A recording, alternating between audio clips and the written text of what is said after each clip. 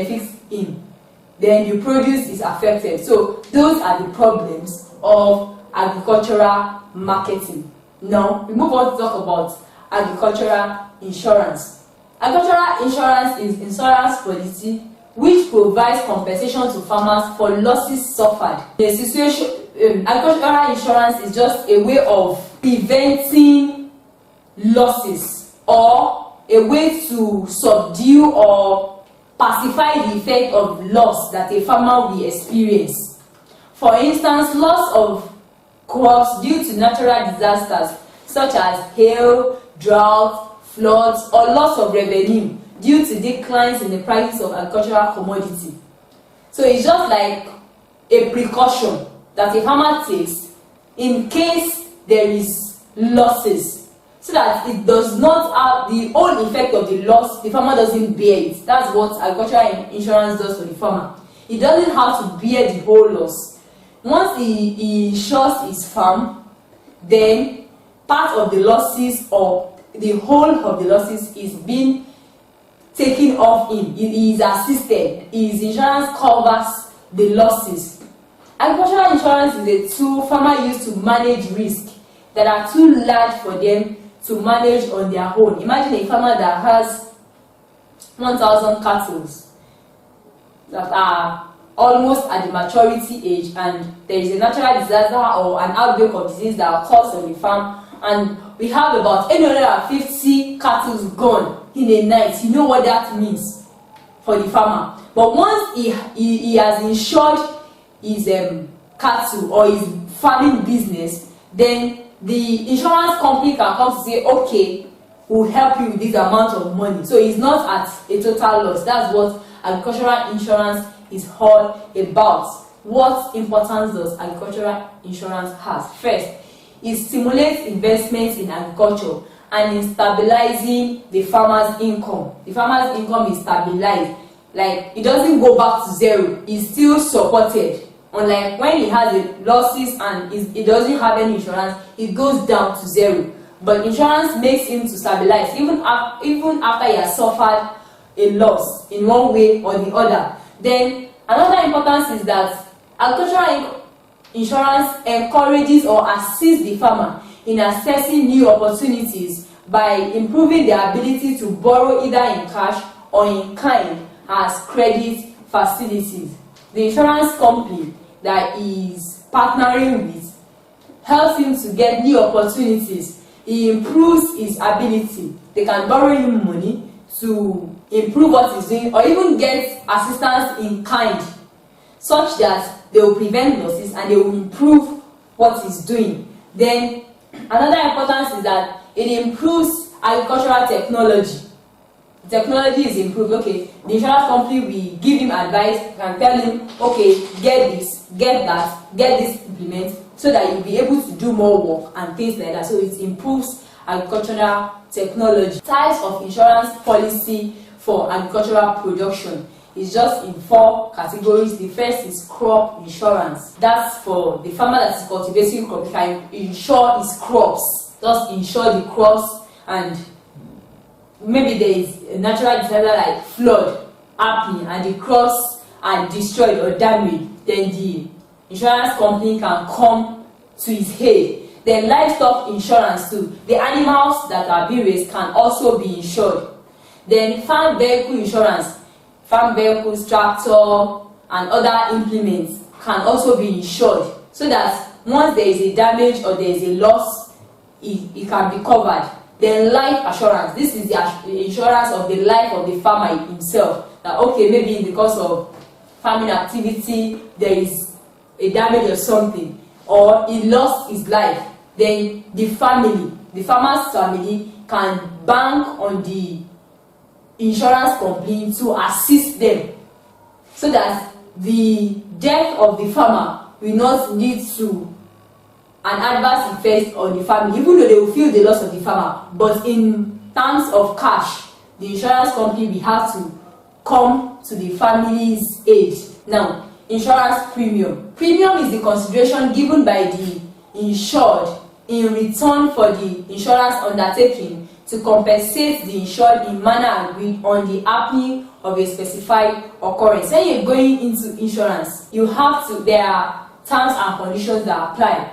So the premium is what the insurance company and the farmer, now because we are talking about agricultural insurance, the farmer has agreed, okay, in case you have this kind of loss, okay, you are doing this, you are insuring your livestock. Once you have this kind of loss, maybe death of animal due to disease or things like this, okay, this is what we will give you. So it's a specified agreement.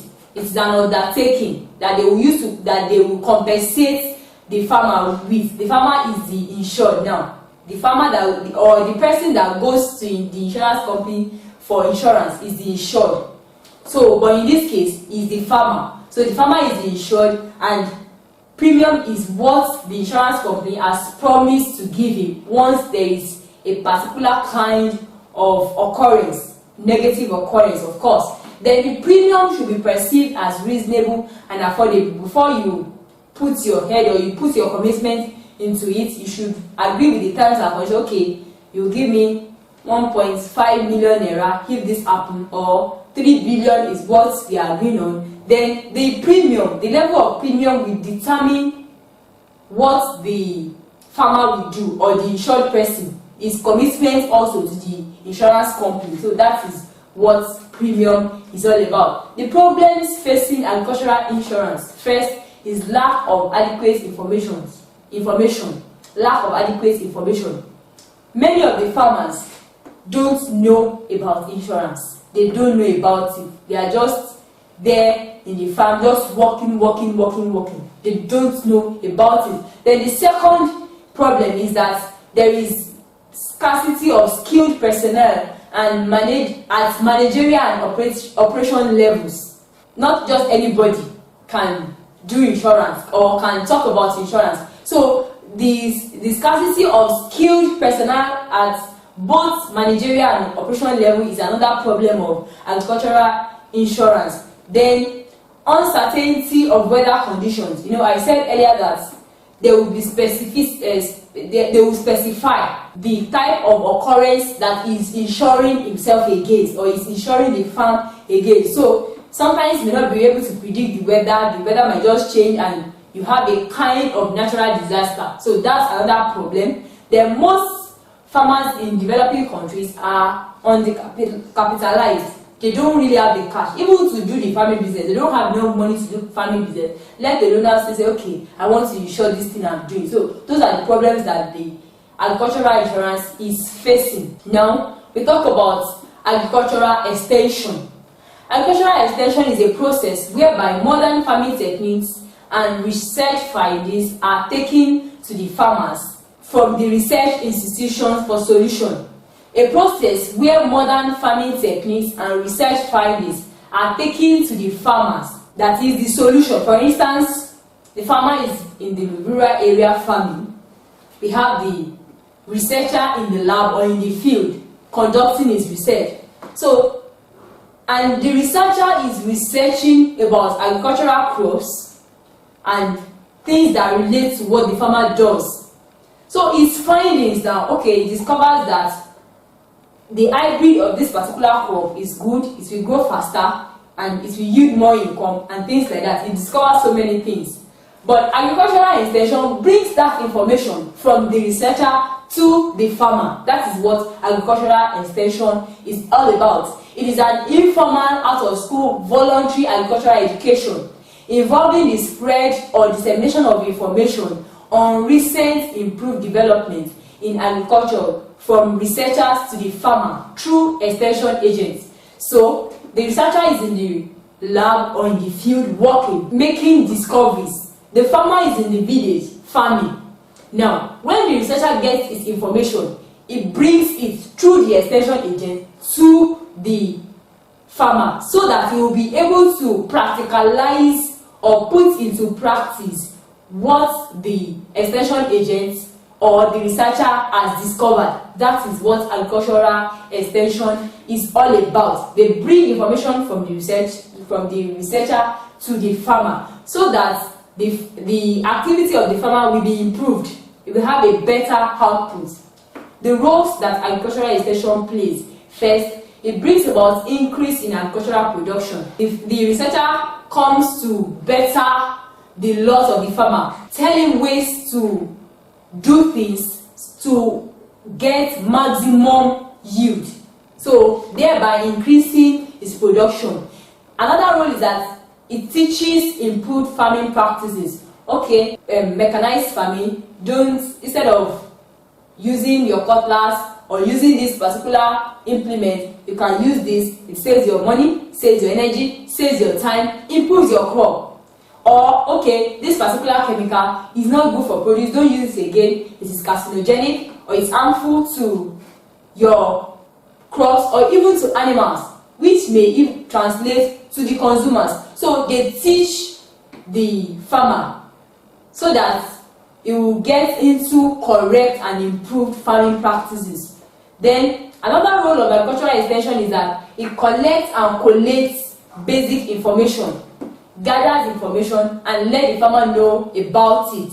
Then agricultural extension is an intermediary between the farmer and the research institute. So it's like the middleman between the farmer and the research institute.